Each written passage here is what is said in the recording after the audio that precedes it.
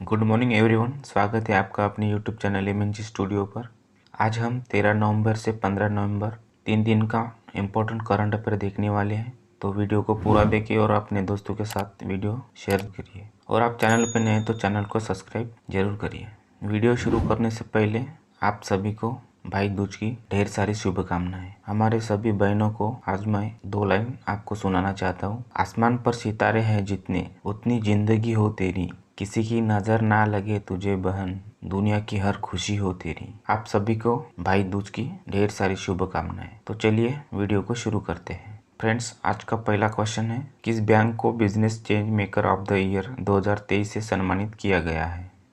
इसका आंसर है option number C, reserve bank of India को business change maker of the year 2023 से सम्मानित किया गया है। यह सम्मान द हिंदू बिजनेस लाइन द्वारा दिया गया है। यह पुरस्कार समाज में असाधारण योगदान देने वाले व्यक्तियों और संगठनों को प्रदान किया जाता है। यह अवार्ड आरबीआई को कोरोना महामारी के दौरान भारतीय अर्थव्यवस्था को संभालने में महत्वपूर्ण भूमिका निभाने के लिए change maker of the year 2023 से सम्मानित किया गया है। अगला क्वेश्चन, मैकिन्से हेल्थ इंस्टीट्यूट द्वारा किए गए सर्वेक्षण में कर्मचारियों के लिए सबसे अच्छे देश की सूची में भारत का कौन सा स्थान रहा है? इसका आंसर है ऑप्शन नंबर बी, भारत का दूसरा स्थान रहा है। नेक्स्ट क्वेश्चन, केंद्रीय जांच ब्यूरो के संयुक्त निदेशक के रूप में किसे नियुक्त किया गया है?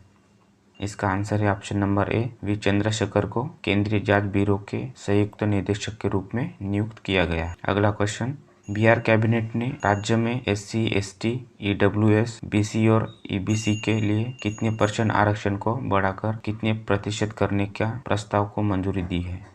इसका आंसर है ऑप्शन नंबर डी, 75% प्रस्ताव को मंजूरी दी है। पहले 50% था, अब 25% बढ़ाकर 75% आरक्षण देने को मंजूरी दी गई है। नेक्स्ट क्वेश्चन, शांति और विकास के लिए विश्व विज्ञान दिवस कब मनाया जाता है? इसका आंसर है ऑप्शन नंबर ए, 10 नवंबर को मनाया जाता है। नेक्स्ट क्वेश्चन, हाल ही में भारतीय तटरक्षक बल के किस जहाज को सेवा मुक्त कर दिया है? इसका आंसर है ऑप्शन नंबर सी, संग्राम जहाज को सेवा मुक्त कर दिया है। अगला क्वेश्चन, भारत के महासर्वेक्षक के रूप में किसे नियुक्त किया गया है? इसका आंसर है option number B, Hitesh Makwana को भारत के महासर्वेक्षक के रूप में नियुक्त किया गया है। नेक्स्ट क्वेश्चन देखते हैं, किस भारतीय राज्य ने अबुआ बीर दिशम अभियान शुरू किया है? इसका आंसर है ऑप्शन नंबर ए, झारखंड राज्य में अबुआ बीर दिशम अभियान शुरू किया है। नेक्स्ट क्वेश्चन, डॉक्टर जामरी अब गादिर किस देश के विदेश मंत्री थे जो भारत की आधिकारिक यात्रा पर आए थे? इसका आंसर है ऑप्शन नंबर डी, मलेशिया के विदेश मंत्री थे। अगला क्वेश्चन, किस राज्य सरकार ने प्रोजेक्ट डॉल्फिन को जारी करने का आदेश दिया है? इसका आंसर है ऑप्शन नंबर डी, तमिलनाडु राज्य सरकार ने प्रोजेक्ट डॉल्फिन को जारी करने का आदेश दिया है। नेक्स्ट क्वेश्चन, दुनिया की पहली रोबोट CEO कौन बनी है? इसका आंसर है option number A, Mika robot दुनिया की पहली रोबोट CEO बनी है। डिक्टाडोर कंपनी ने मीका नामक दुनिया के पहले ह्यूमनॉइड रोबोट को CEO पद पर नियुक्त किया है। डिक्टाडोर एक कोलंबिया की कंपनी है। मीका को हैंडसॉन रोबोटिक्स और डिक्टाडोर कंपनी ने तैयार किया है। सबसे रोबोट में पॉपुलर सोफिया रोबोट जिनको हैंडसॉन रोबोटिक्स ने बनाया था। चलते अगला क्वेश्चन देखते हैं, ग्रैमी अवार्ड 2024 के लिए अबेंडस इन मिलेट्स गीत को नामांकित किया गया है। इस गीत को लिखने में किसने सहयोग किया था? इसका आंसर है नरेंद्र मोदी जी ने सहयोग किया था। ग्रैमी अवार्ड 2024 के बेस्ट ग्लोबल म्यूजिक परफॉर्मेंस श्रेणी में अमेंडस इन मिलेट्स गीत को नामांकित किया गया है। फालू और सौरव शाह का सहयोग मोदी जी ने इस गीत लिखने में किया था। ऐसे पहली बार है जब किसी राजनेता को दुनिया के सबसे प्रतिष्ठित ग्रैमी नॉमिनेशन में जगह मिली है। इस सॉन्ग में मिलेट्स फूड यानी बाजरा की खेती और अनाज के तौर पर इसकी उपयोगिता के बारे में बात की गई है। यह अवार्ड अमेरिकी संस्था नेशनल एकेडमी रिकॉर्डिंग्स की ओर से दिया जाता है। पहली बार 1959 को यह अवार्ड दिया गया था। अगला क्वेश्चन, सुप्रीम कोर्ट में मिट्टी कैफे का उद्घाटन किसने किया है? इसका आंसर है DY चंद्रचूड़ ने सुप्रीम कोर्ट में मिट्टी कैफे का उद्घाटन किया है। दिव्यांग लोगों द्वारा संचालित पहला कैफे सुप्रीम कोर्ट के परिसर में खोला गया है। भारत के CJI DY चंद्रचूड़ द्वारा इस कैफे का उद्घाटन किया गया है। डी.वाई. चंद्रचूड़ भारत के 50वें मुख्य न्यायाधीश है। बात करते हैं सुप्रीम कोर्ट की। सुप्रीम कोर्ट की स्थापना 26 जनवरी 1950 को हुई है। यह एक संवैधानिक निकाय है। भारतीय संविधान में सुप्रीम कोर्ट की भाग 5 में अनुच्छेद 124 से लेकर 47 में बात की गई है। चलते नेक्स्ट क्वेश्चन में। WHO की ग्लोबल ट्यूबरक्लोसिस रिपोर्ट 2023 के अनुसार वर्ष 2022 में सबसे ज़्यादा किस देश में टीबी के केस पाए गए हैं? इसका आंसर है ऑप्शन नंबर ए, भारत में सबसे ज़्यादा टीबी के केस पाए गए हैं। दुनिया के कुल टीबी केसों का भारत में 27% है। भारत में 2022 में 28.2 लाख टीबी के मामले दर्ज किए गए थे। इस रिपोर्ट में 192 देशों का डाटा कलेक्ट किया गया था। टीबी का मृत्यु दर 12% था। भारत में टीबी की वजह से मरीजों की मौतों की संख्या 3,42,000 थी। बात करते हैं WHO की। WHO की स्थापना 7 अप्रैल 1948 को हुई थी। WHO का मुख्यालय जिनेवा स्विट्जरलैंड में स्थित है और WHO के हेड वर्तमान में डॉक्टर टेड्रोस है। अगला क्वेश्चन देखते हैं। शॉर्ट रेंज बैलिस्टिक मिसाइल प्रलय का परीक्षण कहाँ से किया गया है? इसका आंसर है ऑप्शन नंबर सी, अब्दुल कलाम द्वीप से शॉर्ट रेंज बैलिस्टिक मिसाइल प्रलय का परीक्षण किया गया है। प्रलय मिसाइल का परीक्षण DRDO द्वारा किया गया है। यह एक सरफेस टू सरफेस मार करने वाली मिसाइल है। शॉर्ट रेंज बैलिस्टिक मिसाइल लगभग 1000 किलोमीटर या उससे कम को बोला जाता है। प्रलय मिसाइल की मारक क्षमता की बात करते हैं तो प्रलय मिसाइल 350 किलोमीटर से 500 किलोमीटर तक मारक क्षमता है। प्रलय मिसाइल को 2 बार सफल टेस्ट किया गया था। पहली बार 22 दिसंबर 2021 को और दूसरी बार 23 दिसंबर 2021 को सफलतापूर्वक टेस्ट किया गया था। मिसाइल 2 प्रकार की होती है। एक बैलिस्टिक मिसाइल जो जमीन के समानांतर चल के अपने टारगेट को हिट करती है और दूसरी क्रूज मिसाइल होती है जो प्रवलयाकार जाकर टारगेट को हिट करती है, उसको क्रूज मिसाइल बोलते हैं। अगला क्वेश्चन देखते हैं। राष्ट्रीय शिक्षा दिवस कब मनाया जाता है? इसका आंसर है ऑप्शन नंबर ए, 11 नवंबर को राष्ट्रीय शिक्षा दिवस मनाया जाता है। मौलाना अबुल कलाम आजाद जी के जयंती के अवसर पर हर साल 11 नवंबर को राष्ट्रीय शिक्षा दिवस मनाया जाता है। वह स्वतंत्र भारत के पहले शिक्षा मंत्री रहे थे। उनका जन्म 11 नवंबर 1888 को सऊदी अरब के मक्का में हुआ था। वे एक कवि, लेखक, पत्रकार और भारतीय स्वतंत्रता सेनानी थे। उनको 1992 में भारत रत्न से नवाजा गया है। राष्ट्रीय शिक्षा दिवस पहली बार 11 सितंबर 2008 से मनाया जा रहा है। अगला क्वेश्चन। केंद्रीय ऊर्जा और नवीन एवं नवीकरणीय ऊर्जा मंत्रालय में अतिरिक्त सचिव कौन बने हैं? इसका आंसर है N Srikanth. Next question. ICIC board ने किस देश के क्रिकेट बोर्ड की सदस्यता खत्म कर दी है?